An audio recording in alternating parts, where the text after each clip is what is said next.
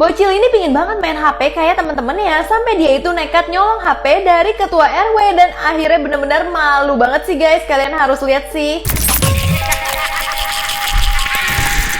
Kalau nginep di kamar 1403 nggak pernah boleh buka lemari yang ada di situ karena isinya bener-bener parah banget.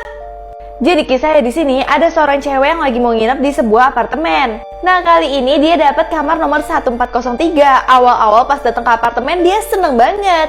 Karena di sana pemandangannya benar-benar bagus, tapi tiba-tiba dia itu ditelepon sama agensi dari apartemennya.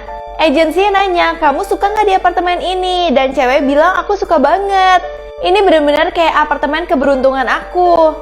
Nah setelah itu agensinya bilang, kalau kamu di apartemen ini tapi ada satu syarat.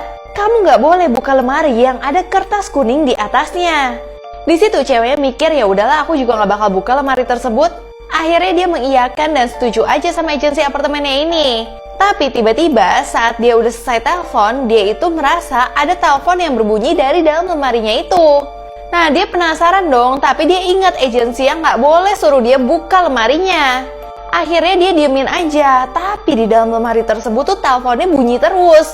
Jadi kayak ada kring kring kring. Dia coba telepon agensi apartemennya tapi nggak dijawab-jawab. Sampai akhirnya dia itu mencoba memberanikan diri untuk buka aja lemarinya. Dan pas dia buka ternyata isinya itu ada telepon kayak telepon zaman dulu gitu yang terus berbunyi. Dan akhirnya dia kan pingin menghentikan bunyiannya kan, akhirnya dia angkat teleponnya. Terus tiba-tiba ada suara cowok ngomong terima kasih. Nah di situ ngebuat dia takut banget karena dia gak kenal itu suara siapa dan suara itu serem banget. Sejak kejadian itu dia merasa kayak ada sesuatu yang masuk ke dalam ruangannya yang membuat dia kayak dikejar-kejar sama hantu. Bahkan saat dia lihat ke kamar mandi ada tulisan hello di dinding yang benar-benar serem banget. Di situ dia udah gak kuat lagi, dia langsung mau kabur dari kamar 1403 tersebut. Tapi saat dia mencoba kabur dan mau turun lift, tiba-tiba dia tuh merasa kayak ada yang ngejar-ngejar dia dari belakang. Dan benar aja dong ada bayangan hitam yang siap melahap dia. Ternyata apa yang tersimpan di lemari tersebut memang adalah iblis yang siap untuk memakan manusia. Semua murid yang beli buku di guru ini akan mendapat nilai A semua. Tapi kalau nggak beli ini yang terjadi guys. Jadi kisahnya di sekolah ini ada satu anak bernama Gita yang senang banget baru punya kamera baru. Jadinya dia ngerekam-rekam temennya terus. Nah temennya yang cantik ini namanya Ola. Dia itu katanya sih terkenal sebagai murid paling keren di sekolah dan merupakan primadona sekolah. Tapi dia itu benar-benar pede banget guys. Nah tiba-tiba datang temennya yang bernama Eci yang suka nagih-nagihin buku. Nah si Eci ngomong ke yang megang kamera namanya Gita. Gita, kok lu gak beli buku di gue sih? Ternyata si Eci ini adalah suruhan dari Pak Guru. Jadi siapapun yang beli di Pak Guru ini nilainya bakal A semua. Makanya si Gita itu nilainya nggak A, soalnya dia beli buku di luar. Tapi Pak Guru ini curang banget. Dia itu harga bukunya lebih mahal daripada harga buku yang ada di luar. Namun si Eci nggak peduli, yang penting dia dapat nilai A dan dia juga dapat uang tambahan dari gurunya. Nah di sini Gita yang lagi ngerekam hal itu, Gita nggak habis pikir banget kenapa orang-orang tuh bisa curang. Bahkan ternyata si guru ini juga merupakan suruhan dari kepala sekolahnya.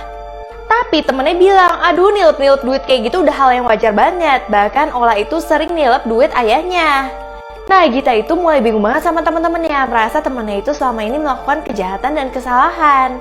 Tapi temennya bilang, gimana kalau misalkan lu itu ngikutin kita aja supaya lu bisa beli apapun yang lu mau. Tapi Gita itu gak mau sama sekali, dia kekeh sama pendiriannya. Bahkan ternyata rekaman Gita yang dari tadi direkam, itu dia masukin ke internet supaya semua orang tahu rahasia dari sekolahnya.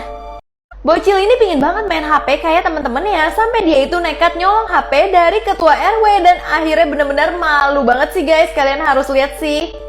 Jadi kisahnya di sini ada bocil namanya Eboy. Dia itu suka ngiri banget sama temen-temennya karena temennya punya HP yang bagus-bagus supaya bisa main.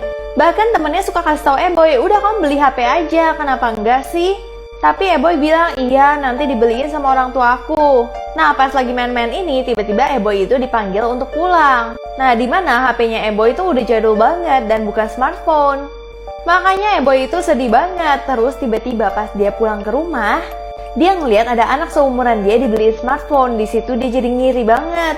Nah di sisi lain, ayahnya Eboy yang bernama Pak Hidayat baru aja menjabat menjadi ketua RW. Dan sebagai ketua RW tuh dia dikasih HP untuk ngurusin keperluan warga, dan itu adalah HP dinas. Di situ Eboy seneng banget karena akhirnya dia bisa melihat ada smartphone dan dia bisa main game pakai HP dari ayahnya ini. Tapi saat Eboy minjem ke ayahnya bilang nggak boleh karena ini adalah HP warga bukan HP mainan. Nah tapi pas ayahnya lagi sibuk-sibuk, Eboy itu diem-diem nyolong HP dinas milik ayahnya. Dan di sini ayahnya tuh jadi nyariin HP-nya kemana ya, dan Eboy juga hilang. Ternyata Eboy itu ada di loteng lagi main game kesukaan dia, dan dia seneng banget akhirnya bisa main game. Saat ketahuan ayahnya, Eboy benar-benar ketakutan banget karena dia takut banget diomelin. Ayahnya benar-benar ngomel dan kecewa banget sama Eboy. Karena HP itu bukan untuk mainan tapi itu amanah warga untuk bapaknya. Sampai tiba-tiba bapaknya merasa kok WA nggak ada yang masuk ya. Ternyata kuota ayahnya tuh habis karena dimainin game sama si Eboy. Tapi tiba-tiba si ibu RW bilang, "Pak, bapak kemana sih, dihubungin nggak bisa? Itu ada warga yang butuh ambulans cepet." Di situ ngebuat Eboy benar-benar merasa bersalah banget karena dia yang udah ngabisin kuota dari ayahnya. Akhirnya Eboy mau minta maaf ke seluruh warga. Dia bilang kalau dia yang ngabisin kuota dari HP dinas tersebut. Di situ ayahnya bangga kalau Eboy mau mengakui kesalahannya. Setiap hari bocil ini selalu minta makan semangka, kalau nggak dikasih dia bisa ngambilin kepala orang, kalian harus lihat sih. Jadi di sini ada keluarga yang terbilang tidak bahagia karena mereka itu kekurangan uang. Sampai akhirnya tiba-tiba ada tetangganya mereka kasih dia semangka. Nah di sini dia coba motongin anaknya dia, dan ketika anaknya makan, anaknya bener-bener suka banget sama semangka itu. Sampai tiba-tiba tengah malam anaknya tuh bangunin mamanya. Anaknya bilang, "Aku mau semangka manis, aku mau semangka manis." Nah, tapi mamanya nggak punya uang kan untuk beliin dia semangka, akhirnya dibeliinlah semangka yang murah. Tapi anaknya benar-benar marah banget karena semangkanya itu nggak semanis semangka yang dikasih tetangganya itu. Akhirnya anaknya ini memang aneh banget, dan anaknya tiba-tiba langsung menghabisi dan memotong kepala dari ayahnya. Karena ayahnya itu rambutnya warna hijau kayak semangka. Bahkan dia itu pingin banget makanin kepala dari ayahnya itu. Dan untungnya ibunya itu langsung kabur.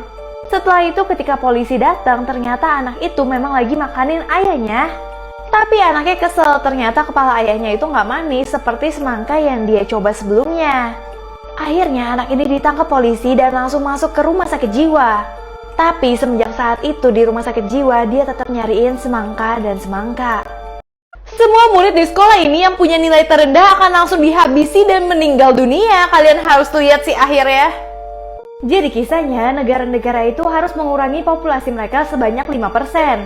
Jadi setiap sekolah setiap tahunnya itu akan mengadakan ujian, dan anak-anak murid yang nilainya terendah akan langsung dihabisi saat itu juga dan meninggal dunia. Setiap lagi ujian, suasana itu akan menegangkan banget, apalagi mereka nggak bisa nyontek sama sekali. Dan mereka benar-benar takut kalau misalkan mereka nilainya rendah dikit aja dari yang lain, itu ngebuat mereka langsung dihabisi dan ditarik langsung meninggal dunia saat itu juga. Nah, tiba-tiba saat mereka ujian, terus di sini ada pengumuman, mereka akhirnya beberapa orang tuh langsung dihabisi, guys. Sampai akhirnya mereka bertemu lagi di tahun depan, dan di sini mereka mencoba untuk menguak rahasia dari ujian ini. Dan ternyata setelah mereka teliti terjadi kecurangan banget, yang dapat 98 aja dianggap tuh nilainya merah dan gak lulus. Sedangkan yang dapat 42 dan 15 malah lulus-lulus aja. Di sini akhirnya mereka menemukan kejanggalan dari hal ini, dan mereka mengetahui siapa dalam dibalik semua ini. Siapa aja meninggal dan siapa yang hidup udah aku bahas semuanya.